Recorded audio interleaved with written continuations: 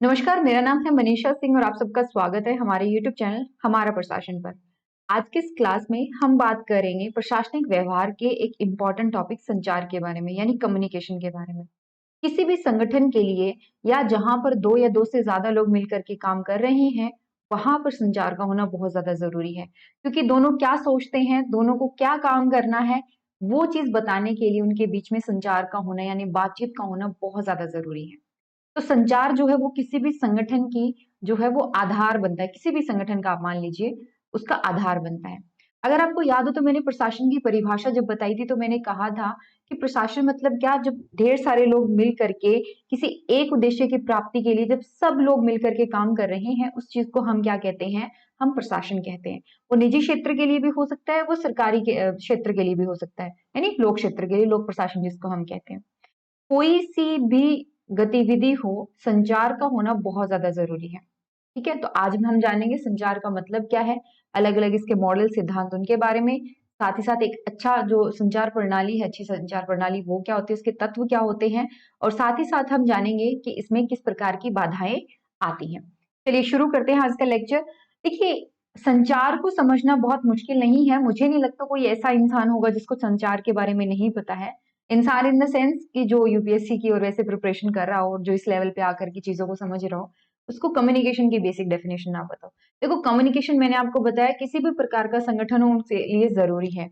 हर प्रकार के संगठन में, जैसे आप मान लीजिए पढ़ते हो तो फिर आपका जो क्लासरूम होता है उसके अंदर भी संचार हो रहा है, आपके घर परिवार पर भी संचार हो रहा है, आप बात कर रहे हो। संचार का मतलब ये होता है संदेश देना। संदेश देना साथ ही साथ उसकी समझ को भी हस्तांतरित करना। जैसे मुझे पता है संचार का मतलब क्या होता है, मैं वही बात आपके साथ शेयर कर रही हूँ तो मैं अपनी समझ को हस्तांतरित कर रही हूँ। ये भी संचार का ही एक मतलब है। तो सिर्फ संदेश का प्रेषण मात्र ही पूर्ण संचार नहीं हो सकता।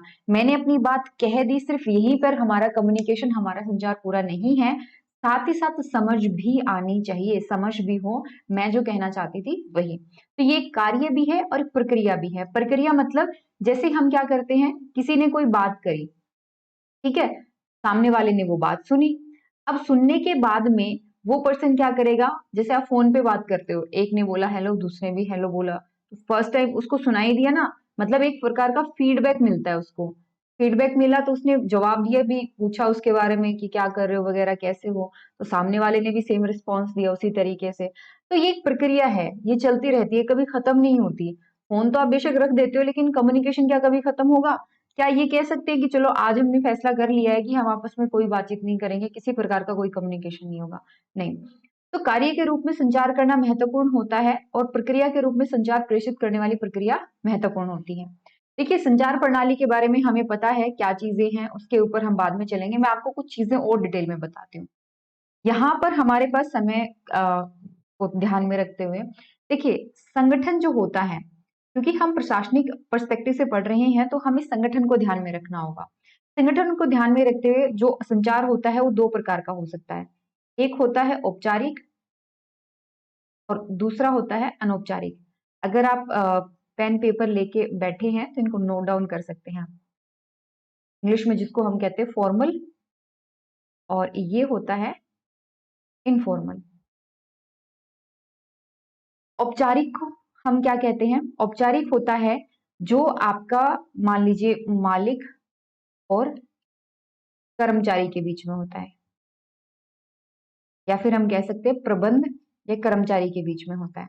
ठीक है, और कर्मचारी और आपस में होता है, बाकी कर्मचारियों के आपस में होता है। तो इस चीज को समझिए कि जैसे मालिक या प्रबंध की तरफ से कर्मचारी को कोई बात कही जाती है, इसको कहते हैं डाउनवर्ड, है ना, ये नीचे की तरफ बात आ रही है। वही मान लीजिए आपको अपने बॉस को छुट्टी की एक एप्लीकेशन लगानी है तो वो कैसी होगी, वो अपवर्ड होगी, यानी कर्मचारी मालिक को बोल रहा है, इसको हम कहते हैं अपवर्ड कम्युनिकेशन। ठीक है, वैसे ही कर्मचारी से आपस में जब बात हो रही है उसको हम क्या कहते हैं, क्रॉस क्रॉसवर्ड भी कह सकते हैं एक तरीके से, यानी आपस में बात हो रही है। तो ये तो वर्टिकल का एग्जाम्पल है और ये हॉरिजॉन्टल का एग्जाम्पल एक तरीके से समझ सकते हैं। तो औपचारिक संगठन में क्या होता है, औपचारिक माफ कीजिए, औपचारिक संचार में क्या होता है कि आप अपने संगठन के उद्देश्यों की पूर्ति के लिए बातचीत करते हो। ठीक है, वहां पर आपको ये ध्यान रखना होता है कि आप जो भी बात कर रहे हो वो आपके उस संगठन के उद्देश्य से रिलेटेड हो। वहीं बात करूं मैं अनौपचारिक की, तो आप ऑफिस में जाते हैं, वहां पर आपके 5-6 अच्छे दोस्त बन गए, उनके साथ आप बातचीत कर रहे हो, आपको ऑफिस की गॉसिप्स के बारे में पता चल रहा है, संगठन के बारे में पता चल रहा है, वो क्या है, एक प्रकार का अनौपचारिक है। मान लीजिए छुट्टी अनाउंस हुई नहीं है, उससे 2 दिन पहले आपको पता चल गया कि इस वीकेंड पे तो 2 दिन की छुट्टी मिलने वाली है।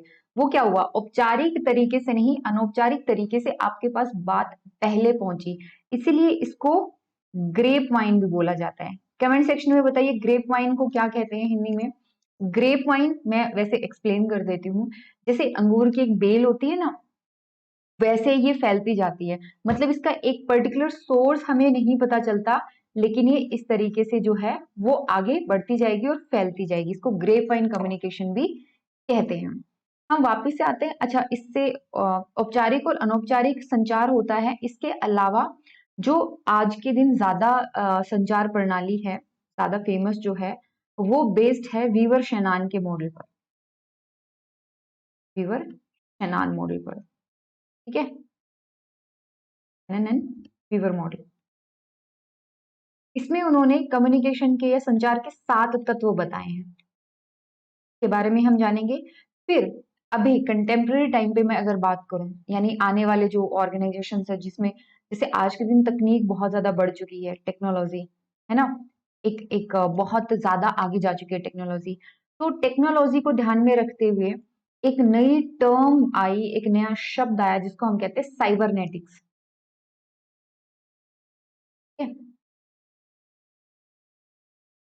साइबरनेटिक्स, साइबरनेटिक्स क्या है? साइबरनेटिक्स का सिद्धांत ये कहता है कि एक संगठन में, एक समाज में विघटन की प्रक्रिया आम बात है, यानी कुछ समय के बाद में जो संगठन है वो धीरे धीरे अपनी परफॉर्मेंस को कम करता जाएगा। ओके, तो वो जो विघटन की प्रक्रिया है उसको रोकने के लिए हमें क्या करना पड़ता है? संचार करना पड़ता है। जैसे आपने जब ऑफिस में लोगों को अपॉइंट करा था, तो आपने बताया था कि आपको ये काम करने पड़ेंगे। शुरू शुरू में तो उन्होंने बहुत अच्छे से काम किया, ठीक है, लेकिन कुछ टाइम के बाद में उनकी जो परफॉर्मेंस थी वो धीरे धीरे कम होने लगी, तो उसको कहते हैं विघटन होना। ठीक है, उस विघटन को रोकने के लिए हमें क्या करना पड़ेगा? हमें संचार करना पड़ेगा। ये है साइबरनेटिक्स का मॉडल। चलिए वापस चलते हैं अपने नोट्स की तरफ, समझते हैं कि संचार प्रणाली में मेनली 3 तत्व आते हैं। विषय सामग्री, यानी जो बात हमें कहनी है, आदेश देना है, कोई आंकड़ा बताना है, सूचना देनी है, विषय सामग्री। तरीका, हम जैसे लिख करके कोई बात कहना चाहते हैं, बोल करके या हाव भाव से। संचार प्रक्रिया, संचार प्रक्रिया के 3 और तत्व होते हैं, जैसे संवाददाता, संवाद और माध्यम। ठीक है, कौन कह रहा है, क्या कह रहा है, कैसे कह रहा है। जैसे फोन पे आप बात करते हो, कौन कह रहा है? आप बात कर रहे हो। क्या कह रहा है? वो जो भी आप उससे पूछना चाह रहे हो। माध्यम, कैसे कह रहे हो? टेलीफोन से या फोन से, मोबाइल से, किस तरीके से आप बात कर रहे हो, वो आपका माध्यम हुआ। ये संचार प्रक्रिया है। ये मैंने आपको बता ही दिया। Down communication, upward and lateral communication, तीनों का ही ये कहाँ पर होता है आपका? जो औपचारिक संगठन होता है वहां पर। अब बात करते हैं वीनर का साइबरनेटिक्स मॉडल। ये नॉर्बर्ट वीनर का है। देखिए, इन्होंने कहा था कि संचार जो है समाज में एकीकरण करने वाला कार्य है, एकीकरण करने का काम करता है, और एकीकरण करने के लिए हमें क्या करना पड़ता है? बेसिकली संचार करना पड़ता है। समाज में विघटन की प्रक्रिया पाई जाती है, जिसे एंट्रोपी कहते हैं। मैंने आपको कहा था ना, धीरे धीरे जो है वो चीजें खराब होती जाती हैं। जैसे मशीन भी ये शुरू में अप्लाई बड़ी अच्छी चल रही थी, धीरे धीरे क्या होगा, उसकी परफॉर्मेंस डाउन होती जाएगी। उसी वैसा ही समाज में भी होता है, जिसे एंट्रोपी कहते हैं। और उसी को रोकना जो है वो हमें उसी को रोकना है हमें संचार के माध्यम से।